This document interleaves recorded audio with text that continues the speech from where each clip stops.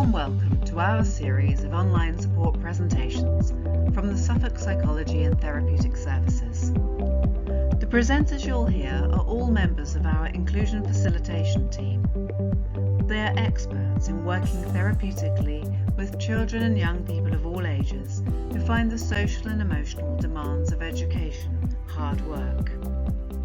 You can find out about the huge scope of the range of support that our inclusion facilitators offer by clicking on the web link below. Each of our series follows the same simple premise: to watch at your own speed and learn at your own pace.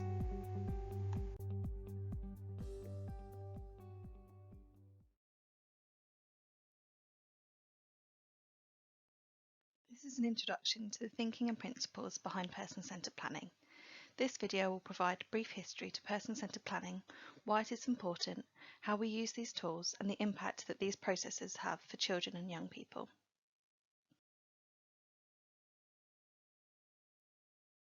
Person-centered is an approach to relationships.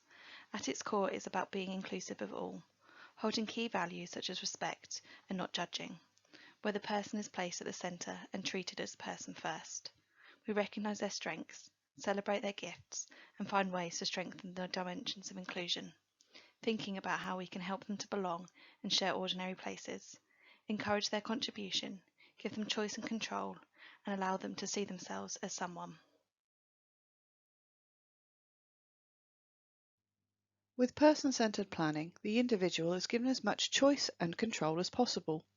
They are at the centre of the decision-making, forming a plan with them that is determined by the individual's hopes, dreams and needs, rather than what the services typically offer.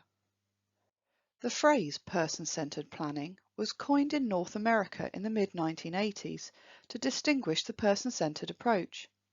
Developed by John O'Brien, Connie Lyle O'Brien, Beth Mount, Jack Pierpoint, Marsha Forrest and Michael Small, it was a way to help children and adults move into mainstream life, away from segregation in special schools, hospitals and institutions, and to be included in society. The processes are built on the values of inclusion and help those taking part to think creatively about what a person needed to be included and involved in their community. There are a range of processes that are person-centered planning tools, all underpinned by these principles, to help the person move forward with a life they want. Although person-centered planning was developed for disabled people, it is a tool for everyone.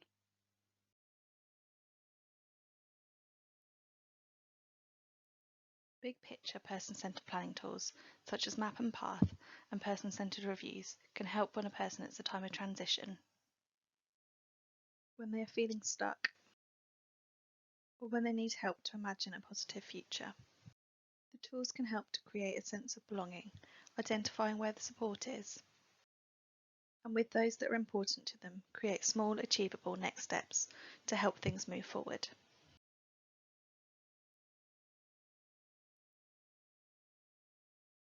For a planning tool to be person-centered, there are some key elements that must be held at the centre.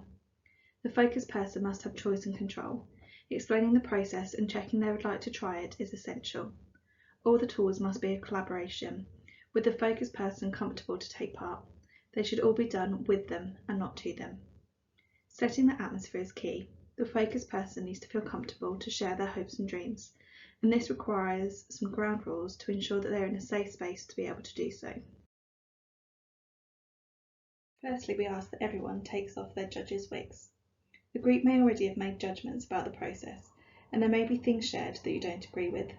However, for this process to work, we need to be in a space where there is no judgment, so that we can all freely share ideas and work together towards solutions. We can all think of a time that we have felt judged. We want to avoid the focused person and those around them focusing on the limitations. Removing judgment will help everyone to feel safe to share. Secondly, we are imagining the best possible future, so we ask that you are not held back by the past. We all bring with us our own baggage, our thoughts and feelings about what has happened before, and this can stop us from really exploring what the future could look like. So for the time we spend together in the process, we must all try to let go of the past and focus on what could be possible. During the process, we talk in plain language. We try to avoid jargon and acronyms. We want everyone to feel that they have a shared understanding, and we must remember to communicate in a way that everyone can understand. Finally, we make sure that there is only one voice at a time. This is key to ensuring that everyone is heard and that the graphic facilitator is able to capture what is being shared. We must ensure that they feel a sense of welcome and belonging. This is their plan for their life, and so there are some small but meaningful things that we can do to help create a space that feels like theirs. When arranging the planning session, after gaining their assent, we ask for their preferences. Where would they like this to take place? Is there a particular day of the week or time of day that would suit them best? Who would they like to be there? This is not an opportunity to fill the room with the professionals, but more importantly, to have a group of people that care about and can support the focus person to share their hopes and dreams. We also ask what music they'd like to have playing and what their favourite snacks are to help create a space that they feel comfortable in. These small details make a massive difference for the focus person, reducing nerves and showing them that we care about who they are. The visual record that is created is helpful for all throughout the process, but most importantly, it belongs to the focus person. It is a visual reminder of their experience as well as their plan. We take time and care to use their favourite colours, incorporate interests and passions, and give it a title they would like, so that it is something that they would like to put on their wall. Person-centered planning tools are facilitated by two facilitators, a process facilitator and a graphic facilitator. The process facilitator guides the group through the steps of the process and are skilled in ensuring the focus person is comfortable and happy with what is going to happen in the session and checking back with them throughout the process to make sure they agree with suggestions that are being made. The process facilitator manages the relationships and the dynamics of the group and uses deeper questioning to uncover meaning for the focus person, getting to the heart of what is important to them. Process facilitators are also skilled at holding uncomfortable moments, bringing the group back to positive forward thinking, which is essential to keep the process person-centered. A graphic facilitator captures what is shared in pictures and key words, allowing all voices to be recorded and shared visually so that everyone can have a reminder of what's been contributed. Spoken word often fades. The big picture on the wall helps everyone to hold on to what has been shared throughout the process and allows the group to build on ideas and literally see what others are thinking. At the end, the graphic is photographed so that everyone has a copy of the plan created, and the path graphic is given to the path finder as it is their plan.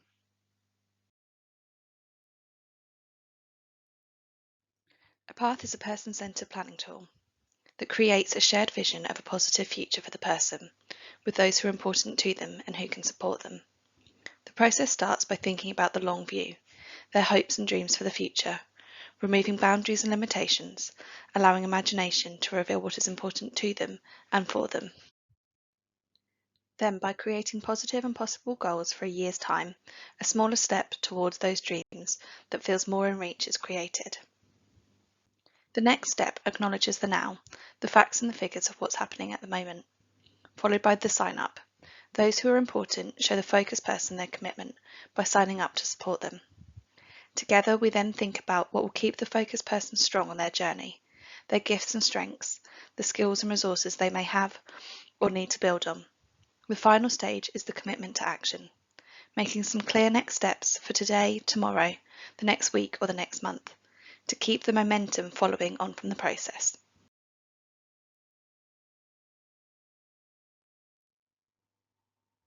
Like a path, a map is a big picture planning tool.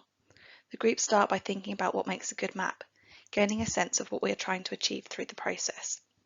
The map process allows the person to acknowledge their story so far, a therapeutic journey to help all involved understand how they got to where they are now. This then leads into thinking about a dream future. Again, there are no limitations, no boundaries, no judgments, opening up creative conversations and exploring all possibilities.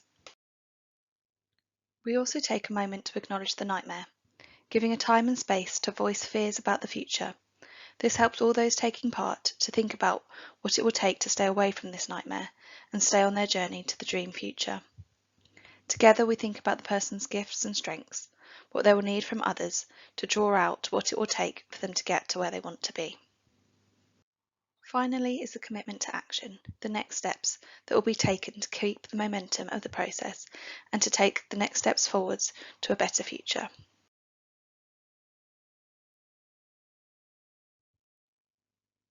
As inclusion facilitators, we are person-centred in our approach to all the work we do. We aim to promote a culture of inclusion, sharing our knowledge and tools to help reach as many children and young people as possible. Person-centred planning is a tool for everyone, and as long as we hold on to the underpinning to help a person who has been disempowered, for whatever reason, to move towards a life that they want and to get the right support in doing this, we can use this tool with all. We facilitate path and maps, both traditionally with a group gathered together in a place that the focused person feels comfortable, as well as virtually via video calls with digital graphing technologies. The inclusion facilitators often use a mini-path approach, following the same core dimensions of path, but on a smaller scale. Working one-to-one or with a supported adult, the young person still experiences the empowering nature of path and has a visual plan to help them get closer to their dreams. For more information about how we can facilitate a path, map or mini-path for a young person, or to find out more about our training offers, please contact the team.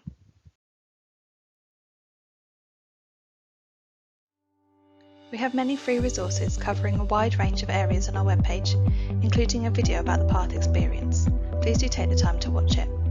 For further information about making a referral or to inquire about our training offer, please send us an email or visit our webpage. Thank you for watching our online support series training. We hope you found it interesting and useful.